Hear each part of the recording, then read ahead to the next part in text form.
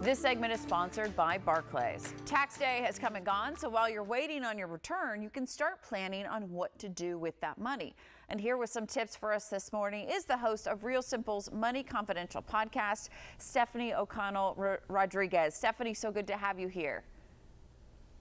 Well, thank you for having me. All right, why are Americans having such a hard time saving money? Well, it's certainly no secret that everything has been getting more expensive. And we're not just talking about the fun stuff like vacations. We're also talking about the essentials like housing and groceries. 5% inflation is the latest number year over year, and that's the lowest it's been in a long time. So if your wages haven't been rising at the same rate, it's no wonder that it's hard to make ends meet and make saving money a priority. We're coming out of tax season. People just filed their returns yesterday. For those getting a return, what are some of the best ways and best things for them to do with that money? Well, it's a great time, anytime you get a windfall, and especially if you're getting a tax refund, to work toward your financial goals. Maybe it's paying down some of your debt if you have especially high interest debt. Maybe it's saving up and building your emergency savings, so that money that you need there in an emergency, if something happens with your car or your house or an unexpected medical bill, you want that money in a safe place that you can access, but that's also hopefully growing at a really decent rate. And this is where tools like a high yield online savings account can really help you out, because if you go to your local brick and mortar bank where you have your checking account, maybe open up a savings account there, oftentimes they'll have very low interest rates, on average about 0.35%, which is not a lot.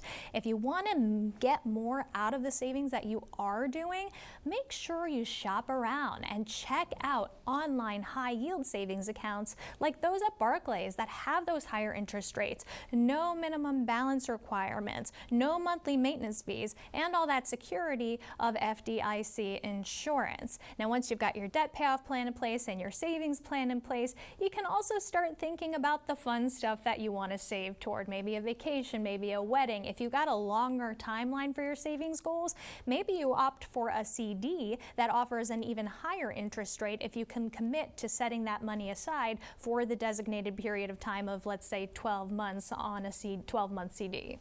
Great tips for saving. You also mentioned the debt and getting that debt paid off. Where can we go to start figuring out the best way to do that and creating a budget?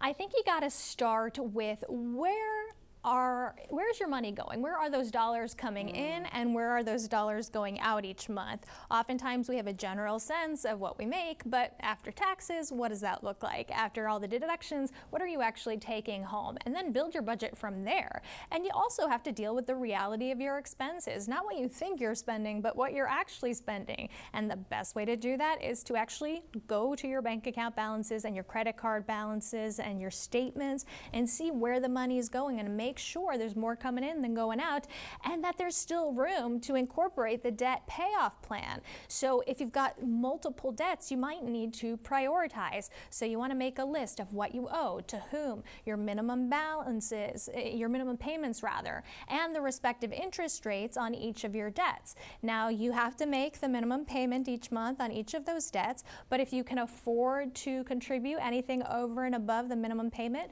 maybe you tackle that highest interest rate debt first, because that's what's costing you the most month to month. And then build that into the budget. Build the savings into the budget. Build the long-term investments into the budget, and make sure you've got room for all of it so you can really build that financial security. Scariest thing and most eye-opening is going to your bank account, your bank statement, and seeing where that money's going. But what a great way to really understand what's happening. Where are some of the best resources, Stephanie, to learn about paying off debt, saving money, and just overall financial health?